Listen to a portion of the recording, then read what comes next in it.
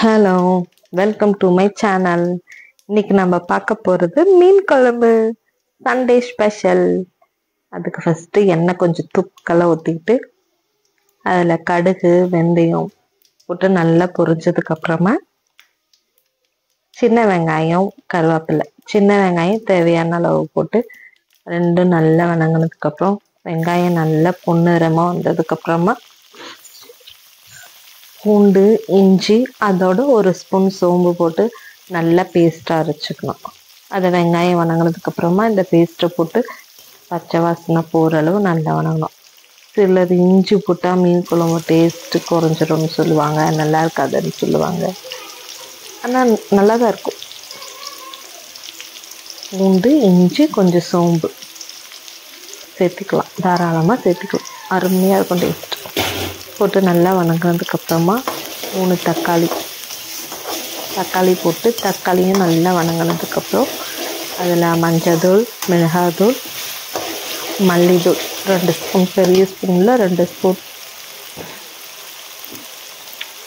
போட்டு எண்ணெயில் நல்லா வணங்கிக்கணும்.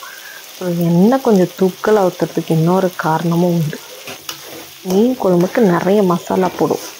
மசாலா அடிப்பிடிக்காமல் இருக்கிறதுக்காகவும் எண்ணெயை நல்லா தூக்கலாக சேர்த்துக்கலாம். தக்காளி வணங்கினதுக்கப்புறமா மசாலாம் போட்டு நல்லா வணக்கிட்டு மசாலாவோட பச்சை வாசனை போகிற அளவு நல்லா அடக்கிக்கலாம். அதுக்கப்புறமா கொஞ்சமாக தண்ணி ஊற்றி நல்லா கொதிக்க வைக்கணும். இந்த மசாலாவோட பச்சை வாசனை போடுறதுக்கு எண்ணெயிலும் நல்லா வணங்கிடுவோம். அதுக்கப்புறமா தண்ணி ஊற்றி கொஞ்சம் கொதிக்க வச்சுக்கலாம். சிலர் நேராகவே புளி தண்ணி சேர்த்துப்பாங்க. மசாலா போட்டு நல்லா வணங்கினதுக்கப்புறம் தண்ணி ஊற்ற மாட்டாங்க, அதிலே புளி தண்ணி ஊற்றிக்கலாம், அப்படியும் வச்சுக்கலாம். இல்லைன்னா கொஞ்சம் தண்ணி ஊற்றி கொஞ்ச நேரம் கொதித்ததுக்கப்புறமா புளி தண்ணி சேர்த்துக்கலாம். எண்ணெய் எப்படி மீன் குழம்புக்கு முக்கியமோ அதே மாதிரி புளியும் ரொம்ப முக்கியம். புளியும் நல்ல தாராளமாகவே இதுக்கு சேர்த்துக்கலாம். புளி தூக்கலாக இருந்தால் தான் சூப்பராக இருக்கும். 2வது நாள் வச்சு சாப்பிடவும் நல்லாயிருக்கும். நல்லா தண்ணி கொதித்ததுக்கப்புறம் புளி தண்ணி ஊற்றி அதுவும் நல்லா கொதிச்சதுக்கப்புறமா மீன் சேர்த்துக்கலாம். புளி தண்ணி ஊற்றி நல்லா கொதிக்க வைக்கணும். குழம்பு திக்கானதுக்கப்புறமா தான் மீன் போடணும். ஏன்னா மீன் டக்குன்னு வெந்துடும்.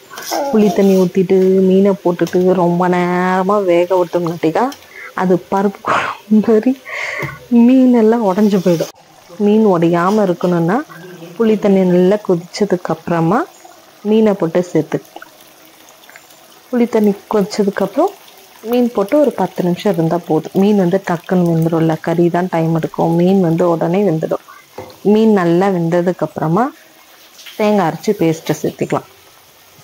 தேங்காய் பேஸ்ட் வேணாலும் போட்டுக்கலாம், தேங்காய் பாலும் சேர்த்துக்கலாம். தேங்காய் பேஸ்ட்டு போட்டு ஒரு 2 ஸ்பூன் போட்டுக்கலாம். தேங்காய் பால்னா உங்களுக்கு எப்படி குழம்பு திக்கா வேணா அதுக்கு தகுந்த மாதிரி ஊற்றிக்கோங்க. ஏன்னா அதுக்கு நல்லா தண்ணி மாதிரி இருக்கும்ல. மீன் குழம்பு ரொம்ப தண்ணியாக இருந்தாலும் இதாக இருக்கும். அதனால் உங்களுக்கு தேவையான அளவு தேங்காய் பால் ஊற்றிக்கோங்க. தேங்காய் பேஸ்ட்டுன்னா 2 ஸ்பூன், நல்ல பெரிய ஸ்பூனில் 2 ஸ்பூன் சேர்த்துக்கிட்டேன்னா தேங்காய் போட்டு ஒரு 2 நிமிஷம் விட்டு ஆஃப் பண்ணிட்டா மீன் குழம்பு ரெடி. இப்போ மகா சொல்லுவா பாருங்க எப்படி இருக்கு. ட்ரை பண்ணி பாருங்க. தேங்க்யூ.